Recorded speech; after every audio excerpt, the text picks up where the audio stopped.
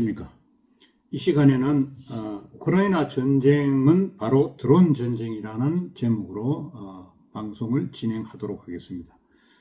오늘 이야기하는 이 내용은 전 우크라이나 국방장관이던 안드리 자우로드니우크라는 사람의 이 부분에 대해서 이야기한 내용을 저희가 유튜브로 우리 시청자들에게 전하고자 합니다.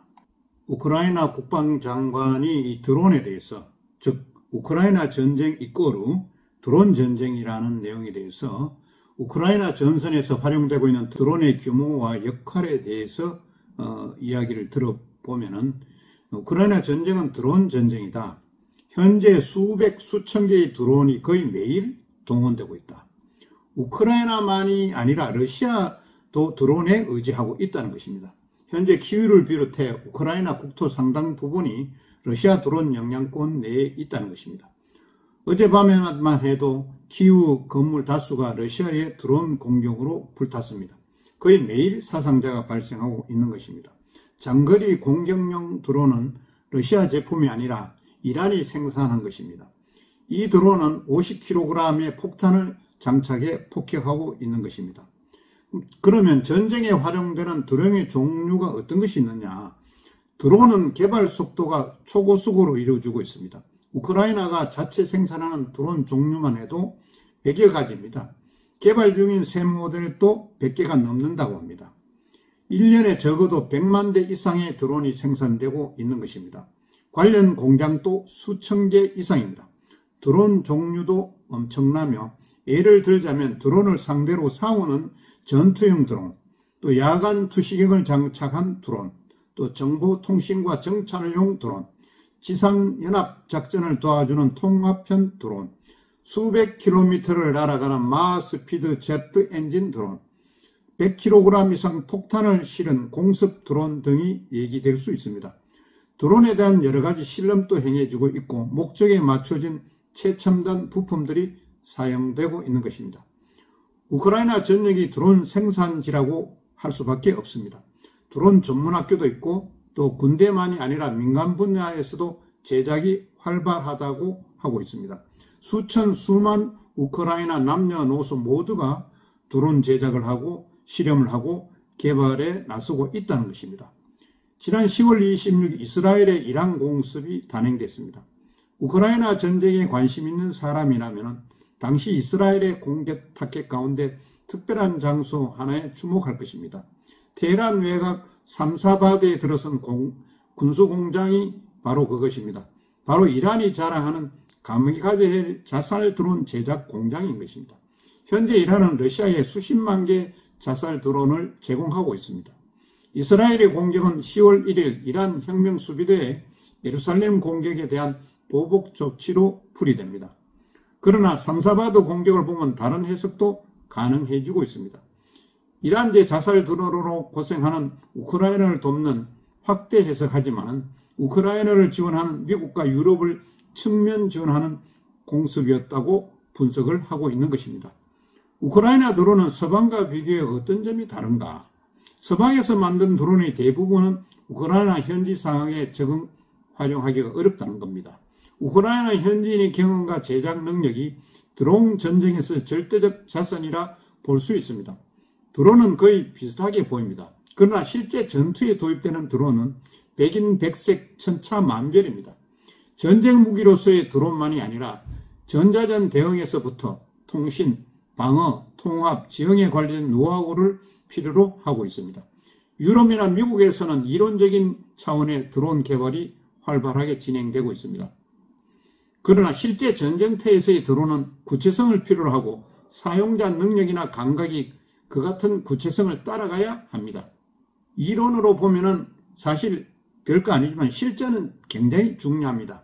상대방의 드론 또한 빠르게 진화하고 있기에 기계에 맞추어 보다 뛰어난 드론과 또 사용자 육성이 한순간에 이루어져야 합니다. 현재 드론에 맞서 싸우기 위한 공격용 드론 개발과 실험이 활발하게 진행되고 있는 것입니다.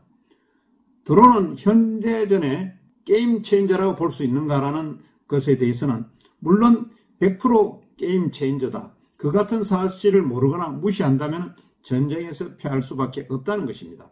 최근 펜타곤에서 우크라이나가 제작하는 드론을 위해 8억 달러를 지원하기로 결정했습니다. 무슨 의미입니까? 미국은 원래 미제 드론을 우크라이나에 제공해 왔습니다. 어느 정도 도움은 되지만 현지 적응 능력이 떨어지는 드론들이 전투 능력이 떨어지는 미제가 아닌 우크라이나인이 직접 제작한 드론을 구입해 전투에 넘기겠다는 것이 펜타곤의 생각입니다. 미제 드론으로서는 안 된다는 이야기입니다. 러시아에 비해 우크라이나 해군은 절대 약세입니다. 그러나 흑해에서의 전투 능력을 보면 우크라이나가 러시아 해군을 봉쇄하고 있는 것입니다. 이게 뭐 때문입니까? 해양 드론 덕분이라는 것입니다. 이제 해양 전쟁은 드론만이 아니라 통합 장비 체제로 이루어지고 있다는 것입니다. 무인 함정도 있고 육지에서 발사되는 미사일 공격망을 통해 러시아 해군을 제압할 수 있다는 것입니다. 러시아가 초대한 함정을 갖고 있긴 하지만 우크라이나 방어 체계를 뚫기 어렵다는 것입니다. 정찰용 드론과 해변에 배치된 미사일 시스템을 통해 수백 킬로미터 영역 내에 러시아 해군을 막아낼 수 있다는 것입니다. 러시아는 유럽 내 소국들을 산발적인 무력을 통해 괴롭혀 왔습니다. 과거에는 그 같은 수법이 통했지만 지금은 어렵습니다. 러시아는 제외권을 장악해 우크라이나 동부 지역을 고립 차단하려고 했지만 실패로 끝났습니다. 육상전의 책임져인 드론 등장과 함께 바다에서의 전쟁 방식도 완전히 달라졌다는 것은 무슨 의미입니까?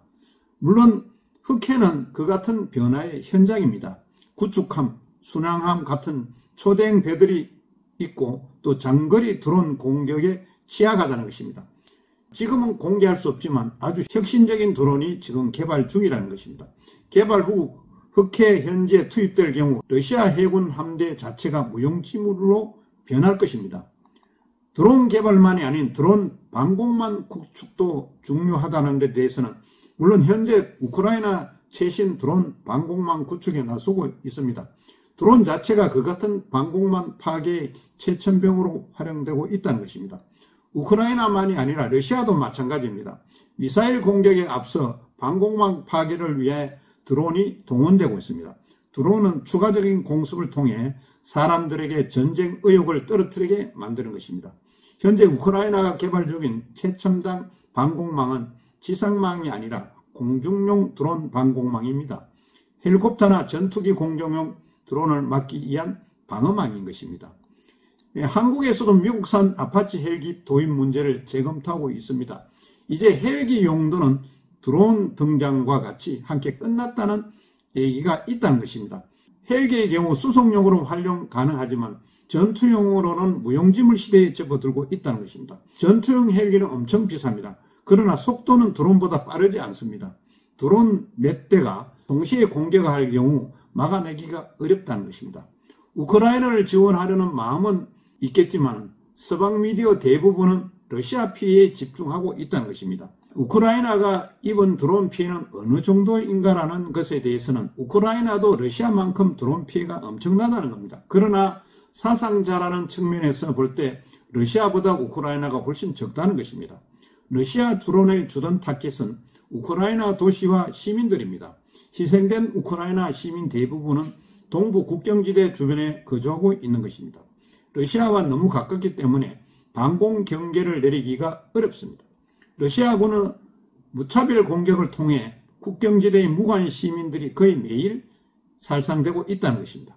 우크라이나 드론 공격은 러시아군과 관련 시설에 집중된다고 합니다. 사실 러시아군은 우크라이나로부터 드론 공격에 둔하고 무심하다 보면 자국민 보호에 대한 개념 자체가 희박하다는 것입니다. 따라서 어떤 경우에는 드론 공격으로 인한 러시아군 사상자가 80% 넘을 때도 있다는 것입니다. 전쟁이 지금 3년째 접어든 현재 러시아군 사상자는 무려 65만 명에 이릅니다. 숨진 군인을 포함해 두 번 다시 전투에 참가할 수 없는 장애자가 65만 명이나 된다면 솔직히 말해 우크라이나도 놀랄 수밖에 없는 가공할 규모의 피해인 것입니다. 외부에 공표된 적은 없지만 우크라이나의 피해 역시 적지 않다는 겁니다. 그러나 러시아의 피해에 비해 극히 양호하다는 겁니다. 현재 우크라이나 드론 피해의 대부분은 이란이 푸틴에게 제공한 사헤드 드론에서 비롯된 것입니다. 순항미사일 드론으로 러시아 위성의 도움을 받아 궤도를 바꾸고 목표물을 수정하며 공중에서 우회할 수도 있는 것입니다. 우크라이나의 러시아 드론 방어율은 90% 정도입니다. 그러나 이란 사이드 드론은 아직 막아내기가 어렵다고 합니다. 미국은 아직까지 장거리 미사일 지원을 금하고 있는 것입니다. 우크라이나가 제작한 장거리 드론의 장거리 미사일을 대신하고 있다는 것입니다. 우크라이나가 제작한 장거리 드론은 그만큼 효율성이 있다는 이야기입니다. 드론과 미사일은 전혀 다른 무기입니다. 지금 또 우크라이나 드론이 모스크바까지 갈 수 있는 것입니다. 그러나 전쟁에서 이기려면 드론 정도로는 어렵습니다. 아무리 장거리 드론이라고 해도 미사일이 갖는 파괴력 능력을 따라가기가 어렵다는 겁니다. 러시아가 우크라이나를 공격하기 전 미리 표착해서 재빨리 미사일로 격퇴하는 것이 중요합니다. 드론은 그 같은 능력을 발휘하기 어렵습니다. 전쟁에 승리하기 위해서는 미사일이 필요하다는 겁니다. 관련해서 우크라이나 국방장관은 한국 국방장관과 대면한다면 어떤 조언이나 요청을 하고 싶은가라는 그런 질문에 대해서 북한군은 1953년 이후 실전 경험이 전무하다는 것입니다. 우크라이나 전쟁을 통해 북한군은 전혀 다른 모습으로 변해갈 것이라는 겁니다. 러시아군의 경우를 보면 전쟁 초기에는 어떻게 전쟁을 하는지조차 제대로 알지 못했습니다. 그래서 많은 피해가 발생했던 것입니다. 그러나 시간이 흐르면서 개선되고 있습니다. 북한군도 마찬가지입니다. 전투에도 참가하고 드론도 익히면서 경험과 교훈을 통해 변해갈 것입니다.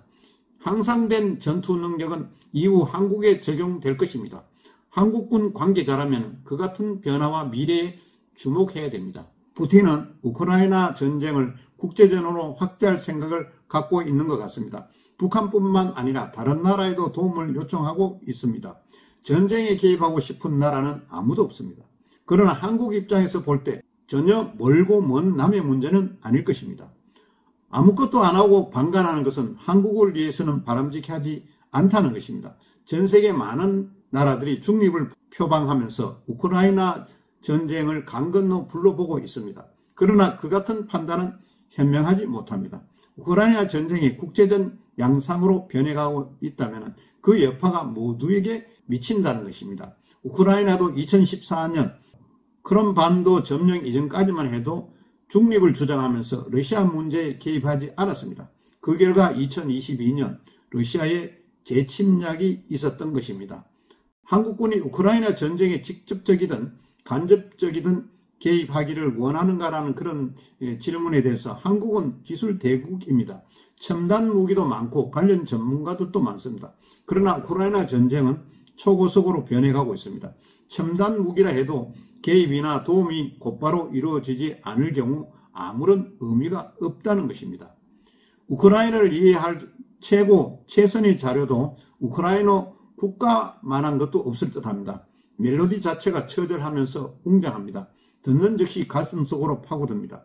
가사를 보면 더욱 감동적입니다. 수많은 나라들의 국가 가사 내용은 국토, 역사, 문화에 주목할 만세행령이나 신의 축복으로 이분될 수 있습니다. 놀랍게도 우크라이나 국가 가사는 아직 우크라이나는 사라지지 않는다로 시작합니다. 외부의 침략이 끝없이 이어져도 우크라이나는 영원히 살아남을 것이라는 일종의 생존 선포가 가사 내용입니다. 가사의 마지막 자유수호를 위해 몸과 영혼을 바치는 것이 카자흐 나라의 전통이란 말도 그 속에 들어있습니다. 읽기는 쉬운데 우크라이나는 유럽을 대표하는 용맹무상의 대명사인 카자흐 나라인 것입니다. 이상과 같이 전 우크라이나 국방장관이었던 안드리 자고로드니 우크가 이야기한 우크라이나 전쟁은 드론 전쟁이다.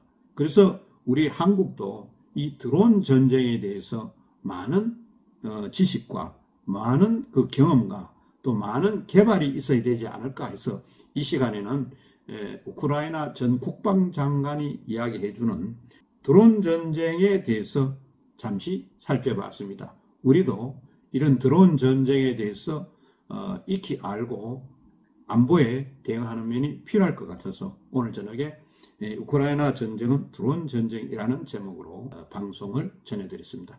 시청해 주셔서 대단히 감사합니다.